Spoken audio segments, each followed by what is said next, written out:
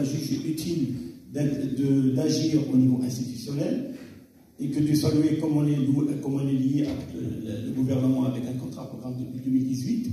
Et ce contrat-programme qui est composé d'un contrat cadre signé avec le chef du gouvernement et des contrats d'application avec chacun des ministères, dont le ministère de l'économie et des finances. Pourquoi je parle du ministère de l'économie et des finances et bien sûr il y a d'autres ministères? Parce que c'est là où les textes réglementaires, c'est là où je dirais l'arsenal juridique et administratif qui façonne justement cette relation entre les opérateurs et les fournisseurs, et aussi cette relation entre les bailleurs de fonds et les opérateurs. Tout à l'heure, ce matin, on a parlé de décret de passation des marchés, pour lequel on a eu une contribution, et ça continue. Et d'ailleurs, le représentant du ministère de l'équipement et de l'Europe ont témoigné. On a eu une longue discussion avec le ministre Nizar Baraka, puisque lui, il est le délégué du chef du gouvernement pour la mise en place de ce contrat-programme. Et nous nous réjouissons de la prise en compte d'un certain nombre d'observations. Hamid Sohey, président de la Fédération des industries métallurgiques, mécaniques et électromécaniques. Le discours de Sa Majesté le Roi lors de l'ouverture de la session parlementaire du mois d'octobre a insisté sur le rôle que doit jouer l'industrie dans notre économie et le rôle des fédérations dans le suivi des fédérations dans ce processus d'industrialisation. Donc nous avons vite sauté sur cette occasion qui a été un appel de Sa Majesté et nous avons décidé d'essayer de redynamiser notre secteur. Et nous avons fait une étude qui a relevé beaucoup de points et nous avons prévu d'organiser des mardis. On commence déjà par la chaudronnerie et la construction métallique parce que ce sont les activités qui sont le plus touchées en ce moment. On est en train de voir beaucoup d'entreprises qui ont disparu, d'autres qui sont en train d'agoniser. Et nous voulons absolument sensibiliser tous les partenaires, que ce soit les pouvoirs publics, les partenaires financiers également, nos entreprises, pour travailler la main dans la main pour sauver ce secteur qui est très ancien, parce que bon, depuis 1951, ce secteur existe. Et nous avons réalisé de très bonnes choses. Nos entreprises ont réalisé de très bonnes choses, que ce soit à l'intérieur du Maroc ou à l'extérieur du Maroc. Et il faut absolument, il y a du potentiel très important et il n'y a pas de raison pour qu'on n'essaie pas ensemble de sauver ce secteur qui est essentiel dans l'activité économique d'un pays qui veut être industriel. Merci. Charaï Najib, membre du bureau et du comité de la FIM, acteur dans les équipements hydrauliques industriels et aussi dans la chaudronnerie et construction métallique. Nous avons organisé cette journée pour et avec la COMECH, l'association émanant de la FIM de la construction mécanique et de la chaudronnerie, où nous avons invité, et comme vous avez pu le constater, les pouvoirs publics, les bureaux d'engineering, nos entreprises, et les centres techniques et bien d'autres acteurs, les banques, les assurances et bien d'autres acteurs qui étaient présents et qui ont participé activement au panel de cette journée. On est assez satisfait donc de toute participation d'abord, et puis on est assez satisfait d'avoir abordé des sujets qui devraient normalement être traités dans la diligence du temps, parce que nous avons besoin de lancer des plans d'action en collaboration avec notre ministère de tutelle et en collaboration avec tous les acteurs dans ce secteur pour pouvoir donc développer l'utilisation donc de l'acier dans la construction métallique et dans la chaudronnerie, et aussi développer la présence donc des industriels au sein des différentes industries du pays. Sachez que la construction métallique et la chaudronnerie, c'est des activités que vous retrouvez dans toutes les industries. Donc, si vous avez un produit en peinture, sachez que derrière, il y a des machines Si vous avez un produit phosphatier, c'est que derrière, il y a des machines, des équipements qui relèvent de notre secteur. Et bien d'autres exemples, comme des ouvrages en métallique, des ponts, des passerelles, des barrages, des équipements. Les exemples sont nombreux, qui témoignent d'une grande dynamique dans ce secteur. Mais c'est un secteur qui doit être soutenu, accompagné, réfléchi autrement, innové et raffermi par les membres et par les pouvoirs publics. Je vous remercie. Salam alaikum déjà. Donc, on a Amin Mohamed, je suis le directeur de la société Watek. Nous sommes une société donc, marocaine. Nous réalisons des unités donc, de traitement des eaux sur tout ce qui se passe actuellement avec la sécheresse au Maghreb. Nous réalisons des unités de dessalement de l'eau ou la déminéralisation donc, pour faire face au stress hydrique qui est actuellement. Je suis venu donc assister à l'événement industriel pour connaître un tout petit peu quelles sont les opportunités pour les entreprises d'Yalnahnaïa, que ce soit en financement ou en accompagnement donc, pour l'accélération industrielle. Notre société est une société marocaine, 100%, et nous sommes la seule société unique qui construit les unités de dessalement et de déminéralisation d'Yalna.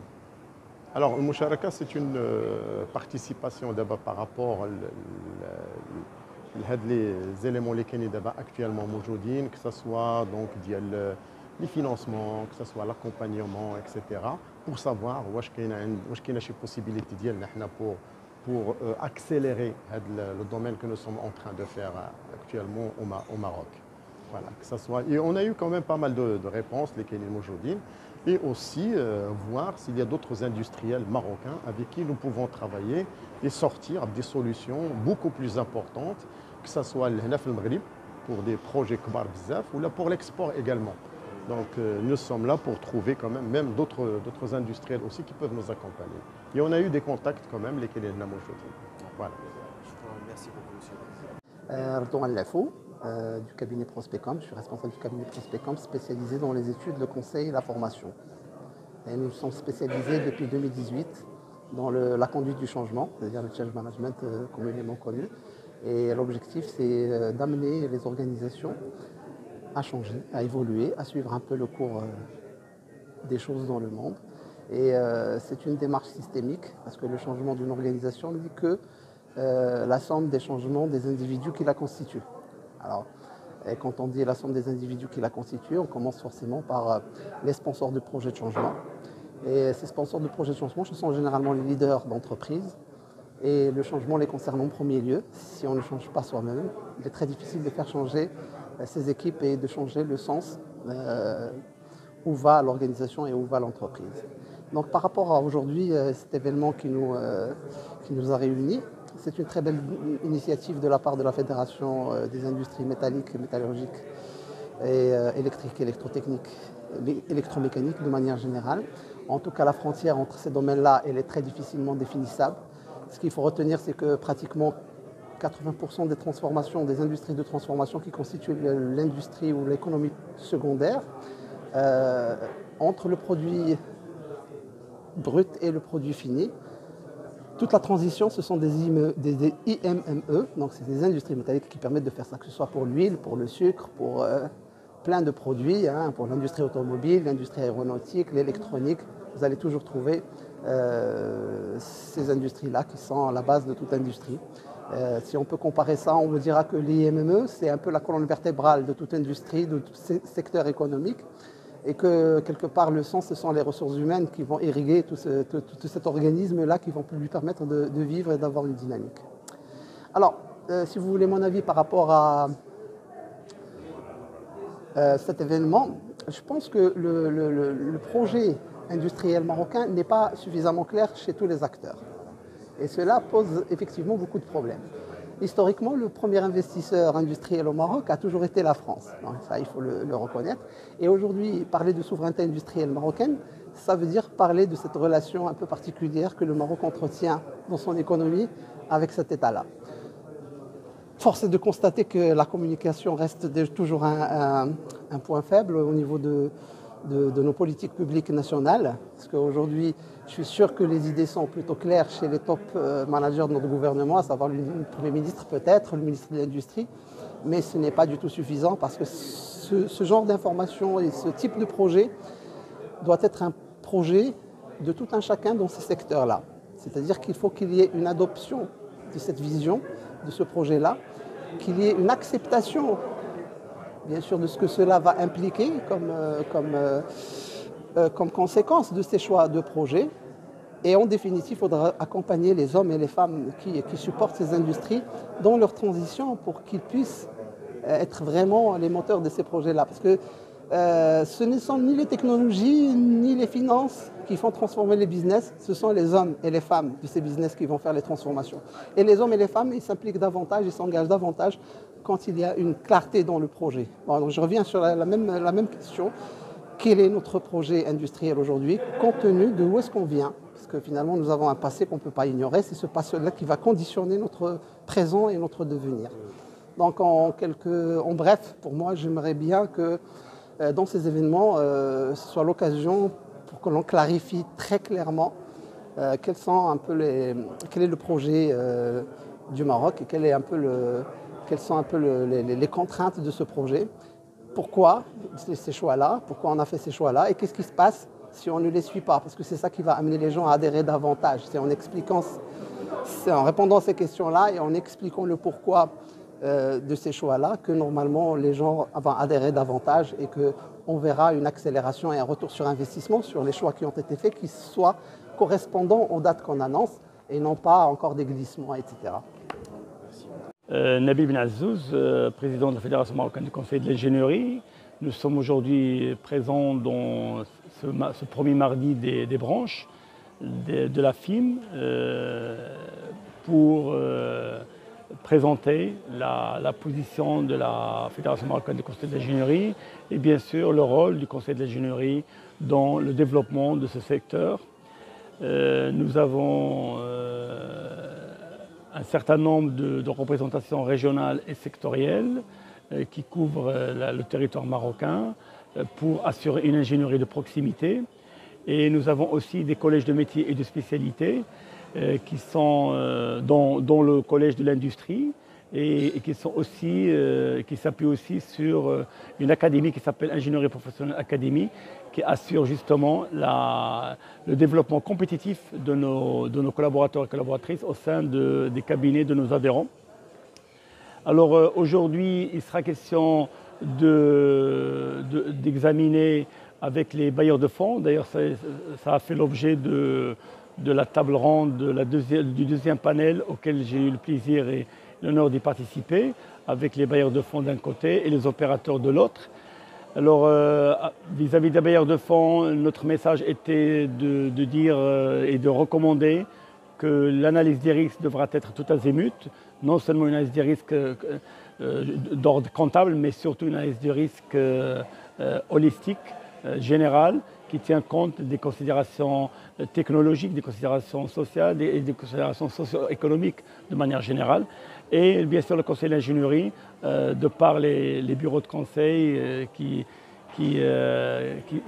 sont regroupés par notre fédération, opèrent justement et assistent techniquement les donneurs d'ordre et les opérateurs dans tout ce qui est planification, programmation, faisabilité des projets, études d'impact, et puis bien sûr dans le management du projet et surtout dans le suivi de réalisation et l'évaluation puis l'amélioration. Et ainsi la boucle est bouclée. Alors un autre point par rapport à l'innovation que nous encourageons vivement.